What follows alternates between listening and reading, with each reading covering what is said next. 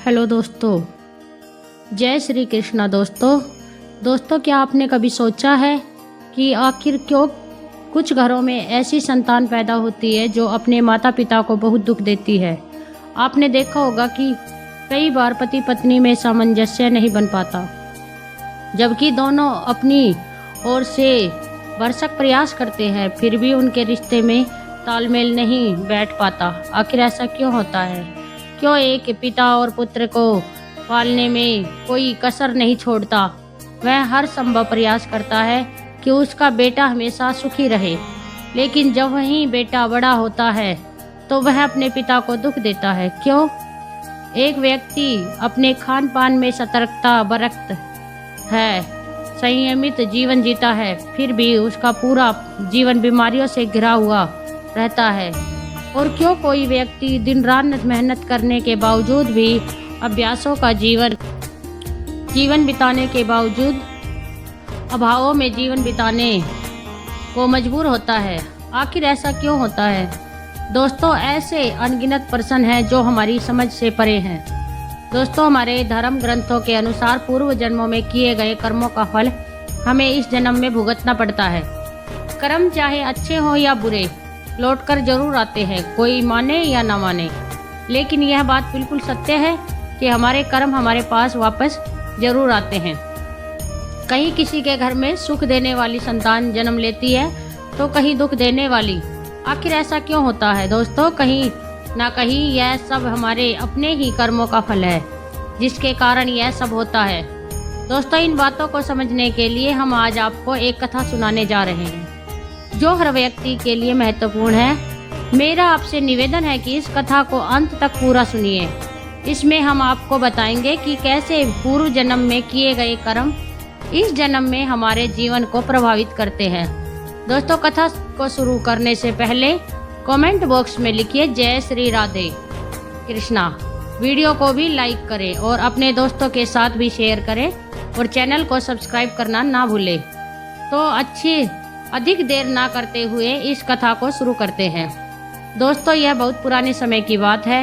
एक गांव में दो कुत्ते रहते थे। दोनों पक्के दोस्त थे। वे हमेशा साथ रहते, साथ खाते, साथ खेलते पीते और साथ सोते थे। उनमें से एक का नाम था धीरू और दूसरे का नाम था वीरू।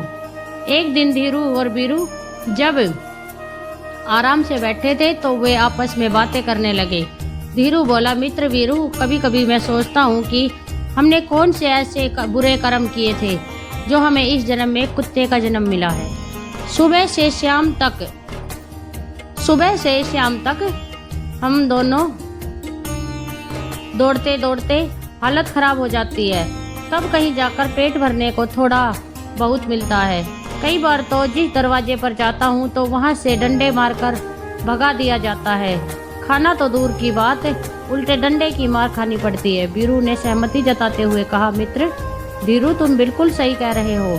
कभी कभी तो बैठने की भी जगह नहीं मिलती।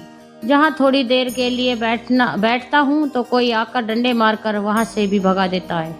ना तो ठीक से बैठ पाते हैं, ना आराम से लेट पाते हैं। सच कहूँ तो अब यह जीवन बोझ लगने लगा है। धीरू ने सिर हिलाते हुए कहा, वीरू, इसमें कोई शक नहीं कि हमने पिछले जन्म में जरूर कोई बुरे कर्म किए होंगे। यही वजह है कि हमें इस जन्म में यह दुख भरा जीवन जीना पड़ रहा है। धीरू आगे कहता है, वीरू, मुझे लगता है कि हमें अब कुछ करना चाहिए। क्यों ना हम तीर्थ यात्रा पर जाएं। तीर्थ की यात्रा भगवान के दर्शन और साधु संतों का आशीर्वाद लेने से हम दोनों का कल्याण हो सकता है। यह जन्म तो हम नहीं बदल सकेंगे, लेकिन कम से कम अगला जन्म तो सुधर ही सकता है। दोस्तों, यही सोचकर एक दिन धीरू और वीरू ने तीर्थ यात्रा पर जाने का निश्चय किया। हालांकि उन्हें रास्ता नहीं पता था, लेकिन उन्होंने ठान लिया था कि यात्रा आरंभ करनी चाहिए। रास्ता तो धीरे धीरे मिल ही जाएगा। अगले दिन सुबह होते ही दोनों यात्रा पर निकल पड़े।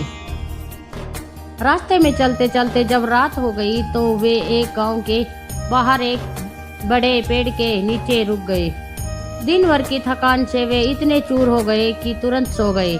सुबह उठने के बाद उन्होंने फिर से अपनी यात्रा प्रारंभ की। चलते चलते लगभग दोपहर का समय हो गया था तो उन दोनों को भूख का एहसास होने लगा। धीरू ने वीरू से कहा, मित्र, अब तो मुझसे और चला नहीं जा रहा, भूख के मारे मेरे जान निकल रही है मेरी। इस पर वीरू ने कहा, तुम सही कह रहे हो मित्र, देखो सामने जो गांव दिख रहा है उसके पास एक घना पेड़ भी है, पहले वहाँ थोड़ा आराम कर लेते हैं, फिर गांव में जाकर खाने का कुछ इंतजाम देखेंगे। हाँ, हो सकता है वहाँ कुछ खाने के लिए मिल जाए।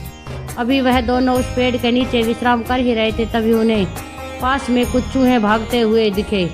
उन चूहों को देखकर वीरू के मुंह में पानी आ गया और धीरे से बोला, सुनो वीरू, क्यों ना हम इन चूहों में से 2-4 पकड़कर खा ले, इससे हमारी भूख तो मिट जाएगी। वीरू ने गंभीरता से सिर हिलाते हुए कहा, नहीं वीरू, हम तीर्थ यात्रा पर निकले हैं और तीर्थ यात्रा में किसी की हत्या करना पाप होता है। ऐसा करना ठीक नहीं होगा। ऐसा करना तो दूर, यदि मन में इस तरह का विचार भी आया तो भी पाप लगेगा।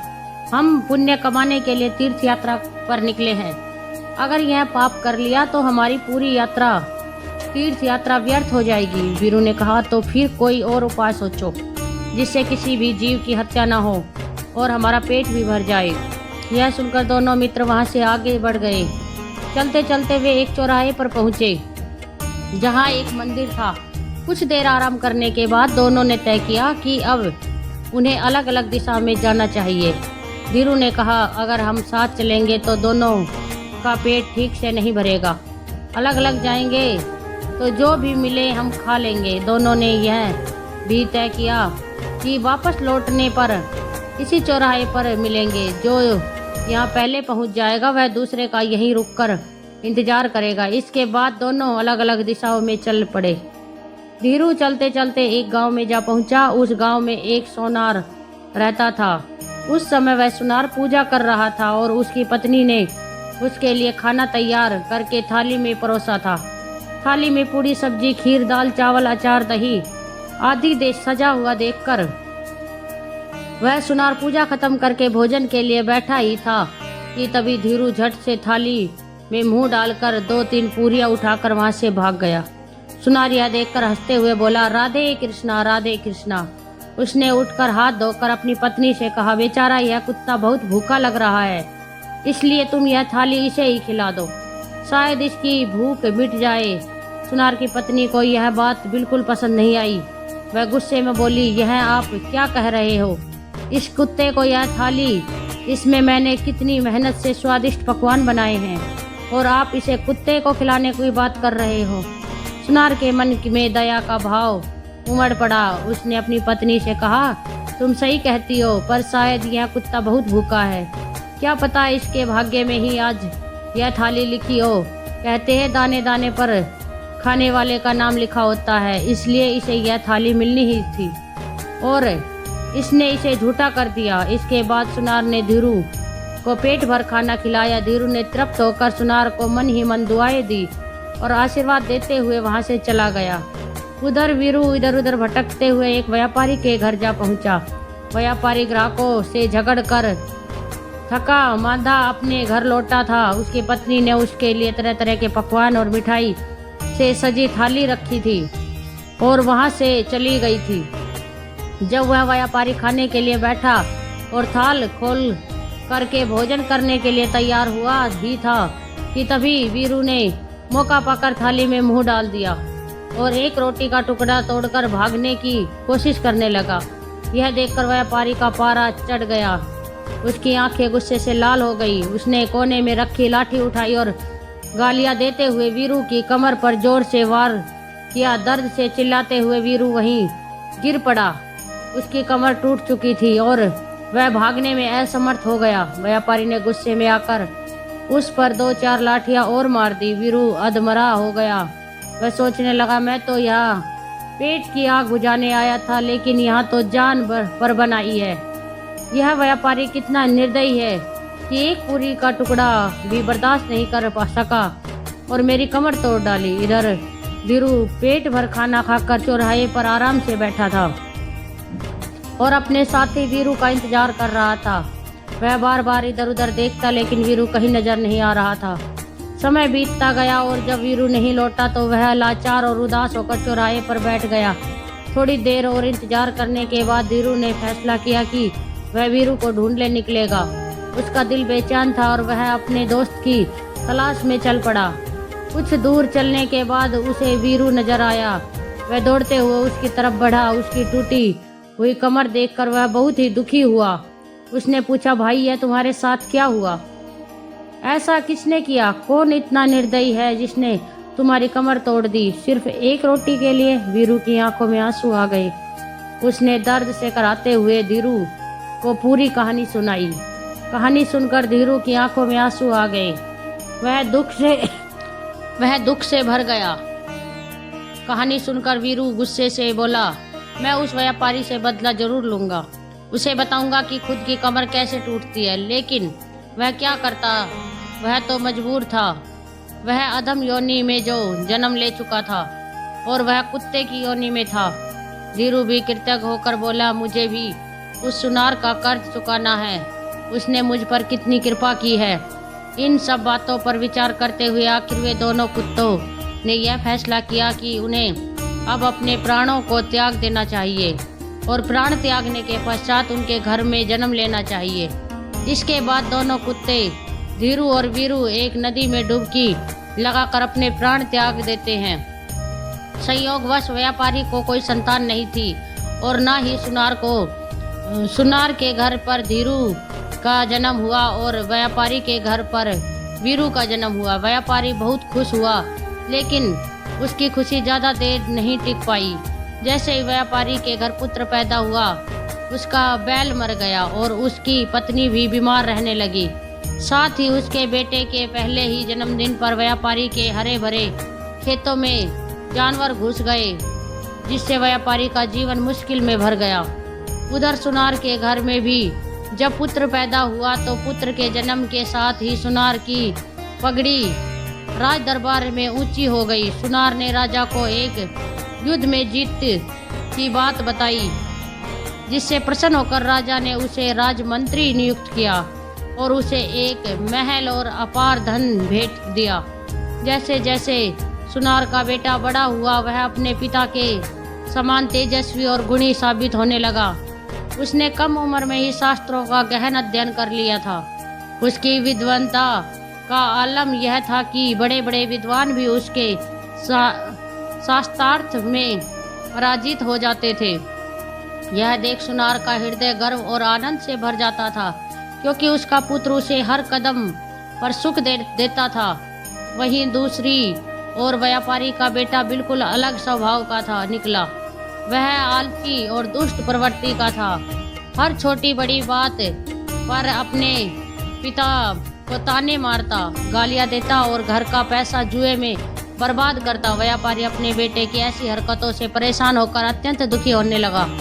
अनंतः उसने सोचा कि बेटे को सुधारने का कोई उपाय करना चाहिए। इसी सोच में के साथ वह एक प्रसिद्ध ज्योतिष ब्राह्मण के पास गया। उसने देखा ज्योतिष ब्राह्मण अपनी कुटिया के बाहर ध्यान मग्न बैठे थे।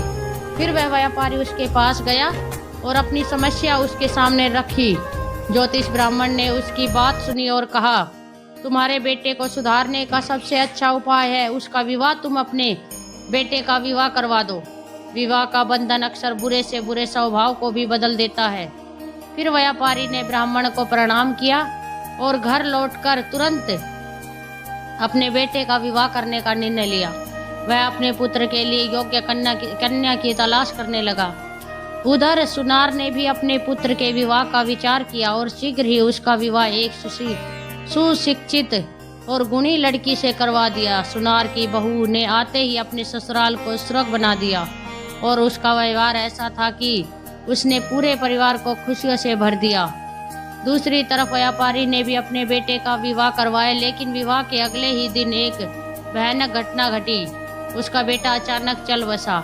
बहू ने घर में आते ही कोहराम मचा दिया और रो रो कर अपने ससुर को कोसने लगी। बहू के कटु वचन सुनकर व्यापारी गहरे सदमे में चला गया।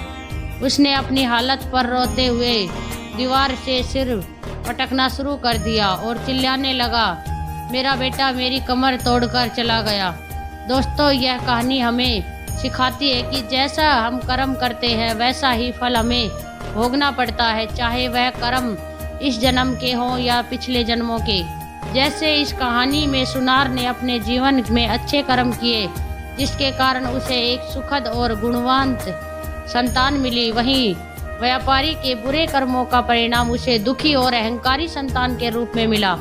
यह सत्य है कि हमारे जीवन में जो भी सुख दुख आते हैं वे हमारे कर्मों का परिणाम होते हैं। पति पत्नी में अनबन, घर में कलेश या कोई अन्य समस्या, यह सब हमारे पूर्व जन्म के कर्मों का फल है। कर्मों का फल धार्मिक और आध्यात्मिक दृष्टिकोण से मिलता है। धार्मिक और आध्यात्मिक साहित्य में कहा गया है कि अच्छे कर्मों से सद्गुणों और शुभ परिणाम की प्राप्ति होती है, जबकि बुरे कर्म जीवन में कष्ट और दुख दिलाते हैं। तो दोस्तों, आशा है कि यह कहानी आपको ज़रूर पसंद आई होगी।